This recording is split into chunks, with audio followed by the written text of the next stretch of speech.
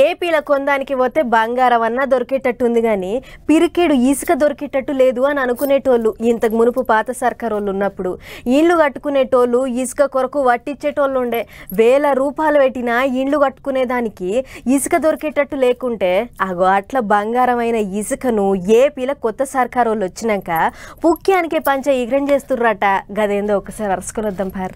ఇక ఇప్పటి సంది ఏపీలో ఇండ్లు కట్టుకోవాలని అనుకునేది పబ్లిక్ కు ఇసుక తిప్పలేం లేదటనుళ్ళు. వేలకు వేలు పెట్టేది లేదు, ఎవరిని బదిలాడేది లేదు, చెప్పులు అలిగేటట్టు ఎవరి చుట్టూ తిరిగేది లేదు. ఆన్లైన్ లో డబ్బులు కట్టుకొని అవసరం ఉన్న కాడికి దోలుకునేనట. ఇక ఇది నేనంటున్న మాట కాదు, ఏపీ సర్కారు వాళ్ళు చెప్తున్న ముచ్చటే. గిట్ల సోమవారం సంది ఉచిత ఇసుక విధానాన్ని పట్టుకొచ్చిళ్ళు సర్కారు వాళ్ళు. ఇంతకు మునుపు పాత సర్కారు వాళ్ళు ఉన్నప్పుడు ఇసుక కొనాలంటే బంగారం అయిందట. ఇండ్లు కట్టుకుందామంటే పీలికడి ఇసుక కూడా దొరికేది కాదట. అందుకనే ఇక ఇప్పటి సంది ఇసుక కొరకు పబ్లిక్ ఎటువంటి తిప్పలు పడొద్దని గిట్లా ఉచిత ఇసుక విధానాన్ని పట్టుకొచ్చినాం అన్నట్టే చెప్తున్నారు ఏపీ సర్కారు వాళ్ళు.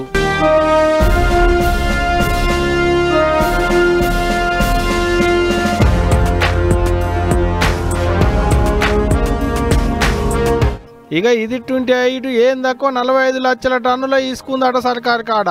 గనుల శాఖలు ఎక్కడెక్కడ ఇసుకుందనేది ముచ్చట్లన్నీ వెబ్సైట్లో పెట్టిందట. ఇసుక కావాలనుకున్నోళ్ళు ఆ వెబ్సైట్లో చూసుకొని ఆన్లైన్లో బుకింగ్ చేసుకోవాలన్నట. ఆన్లైన్లోనే పైసలు కట్టుకోవాలన్నట. సీనరేజ్ ఇసుకనెత్తుకపోయేతందుకు తోలకపోయేతందుకు అయ్యేటి ఖర్చులకు ఇట్ట ఒక్కో దానికి ఇంతని ధరలు కూడా ఖరారు చేసి పెట్టిలాట.